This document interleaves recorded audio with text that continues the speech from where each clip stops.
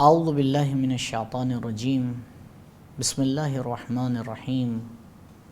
الحمد للہ رب العالمین وصلی اللہ علی محمد و اہل بیتہ الاطیبین الاطہرین اللہم عجل ولیک الفرج۔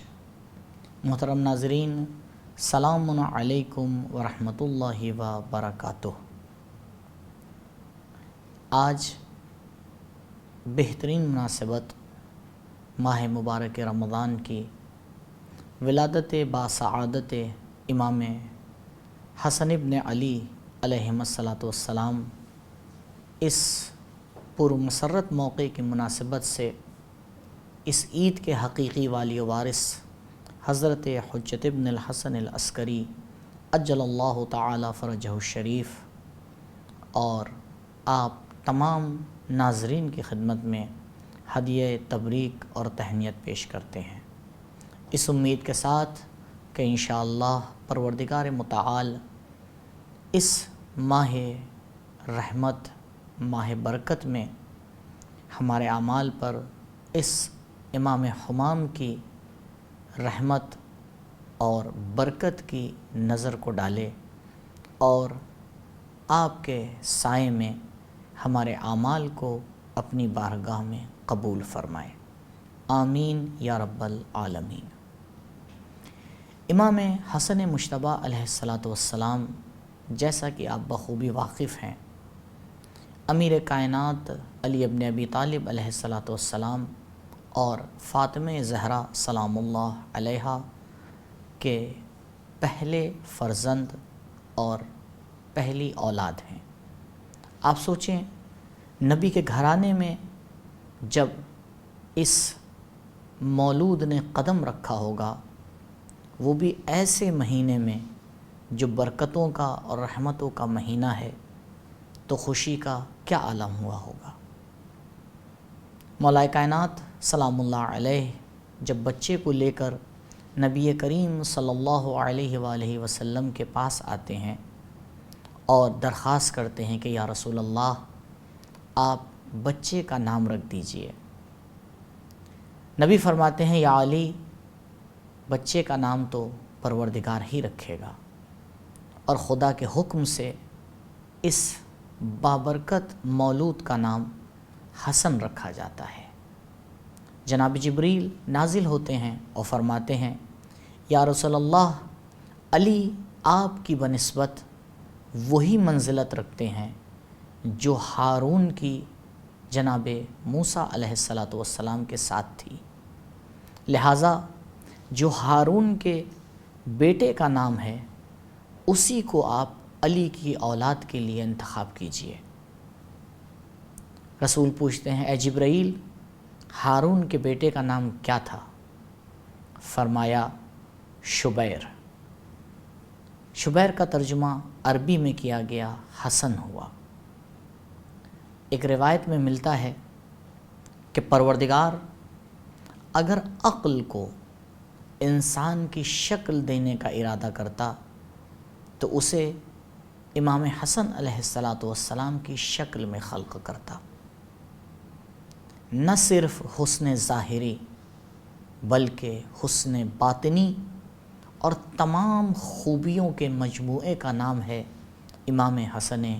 مجتبیٰ علیہ السلام۔ بہرحال امام کی زندگی کے مختلف پہلو اور مختلف حصے ہیں۔ مختصر وقت میں نہ تمام پہلوؤں پر گفتگو ہو سکتی ہے، نہ تمام حصوں پر نظر ڈالی جا سکتی ہے، لہٰذا امام کی زندگی کا ایک اہم حصہ جو آپ کی امامت کا زمانہ ہے،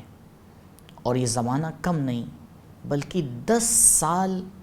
کے عرصے پر مشتمل ہے، اس 10 سال کے عرصے پر ایک تائرانہ نظر ڈالتے ہیں اور دیکھتے ہیں کہ امام حسن علیہ السلام نے اپنی امامت کے اس 10 سال میں کس طرح سے امامت کی باغ ڈور کو سنبھالا اور انسانیت کے کاروان کو لے کر مجدھار سے نکال کر ہدایت کے ساحل تک پہنچایا۔ اگر ہم اور آپ غور کریں تو بے حد پرآشوب زمانے میں امام حسن علیہ السلام نے امامت کے مقام کو آ کے سنبھالا ہے۔ ایک طرف سے خوارج کا فتنہ، دوسری طرف سے مسلمانوں کے اپنے اندرونی اختلافات، تیسری طرف سے امیر شام کا فتنہ، یہ تمام مسائل جب ایک ساتھ جمع ہو رہے ہیں اور مولا کائنات علی علیہ السلام کی ابھی شہادت ہوئی ہے، لوگ نہ ساتھ دینے کو تیار ہیں نہ ہمراہی کے اوپر راضی ہیں۔ آپ نہج البلاغہ اٹھا کر دیکھیں کس طرح سے امیر کائنات سلام اللہ علیہ ان لوگوں کے سامنے آ کے جب اپنی درخواست کو رکھتے ہیں اور ان کی سستی اور کاہلی کو دیکھتے ہیں تو فرماتے ہیں کہ تم لوگ کے بہانے بڑھ گئے ہیں۔ جب سردیاں ہوتی ہیں اور میں تم سے کسی کام کو اور جنگ پہ جانے کو کہتا ہوں تو تم سردی کو بہانہ بناتے ہو، گرمیوں میں گرمی کو بہانہ بناتے ہو، اللہ کے دین کی مدد کے لیے تیار نہیں ہو، اور اس طرح سے شکوہ کا فرماتے ہیں مولا کائنات۔ ایسے حالات میں امام حسن علیہ السلام اس اہم ذمہ داری کو آ کے سنبھالتے ہیں۔ آپ دیکھیں چند مہینے سے زیادہ امام کی ظاہری حکومت آگے نہیں بڑھتی۔ کیوں؟ کیونکہ اس بات کے اوپر ہمیں غور کرنا چاہیے کہ امام خداوند متعال کی طرف سے امام بن کے آتا ہے۔ دنیاوی صلاحیتیں انسان کو امام نہیں بناتی، بلکہ پروردگار کی طرف سے عطا کردہ کمالات ہیں جو ایک انسان کو منصب امامت کے اوپر پہنچاتے ہیں۔ انسانوں کا قبول کر لینا یا انسانوں کا قبول نہ کرنا امام کی امامت کے اوپر اثر انداز نہیں ہوتا۔ یہ تو انسان ہیں جو عالی ترین انسان کی امامت کو قبول نہ کر کے اپنا بھی نقصان کرتے ہیں اور معاشرے کا بھی نقصان کرتے ہیں۔ اگر ایک انسان ایک معاشرے کے اوپر حکومت کرنا چاہ رہا ہے تو جہاں اس کے اندر تمام صلاحیتیں ہونا چاہیے، اسی کے ساتھ ساتھ ایک شرط یہ بھی ہے کہ معاشرہ بھی اس کی امامت کو قبول کرنے کے لیے اپنی طرف سے آمادگی کا اظہار کرے۔ تاریخ میں یہ پہلی مرتبہ نہیں ہو رہا تھا کہ مسلمان ایک عالی ترین انسان کی امامت کو قبول کرنے سے بھاگ رہے تھے، بلکہ بالکل یہی واقعہ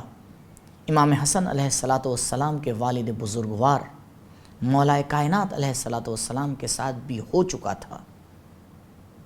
مولا اس ماحول سے بخوبی واقف تھے اور جانتے تھے اور بخوبی جانتے تھے کہ ایسے ماحول میں جب لوگ قبول کرنے کے لیے تیار نہیں ہیں تو ان کی ذمہ داری کیا ہے۔ عزیزوں، اگر انسان وقت کے امام کی امامت کو قبول نہ کرے، اس کا مطلب یہ نہیں ہے کہ امام اپنی ذمہ داریوں سے کنارے ہٹ جاتا ہے، نہیں، بلکہ معصوم امام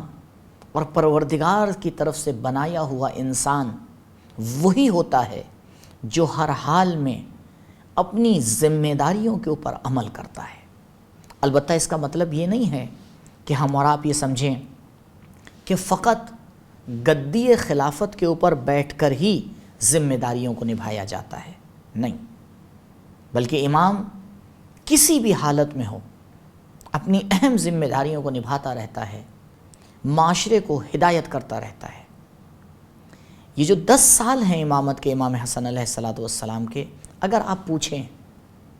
کہ امام کی سب سے اہم ذمہ داری کیا ہوتی ہے اور کیا اس 10 سال میں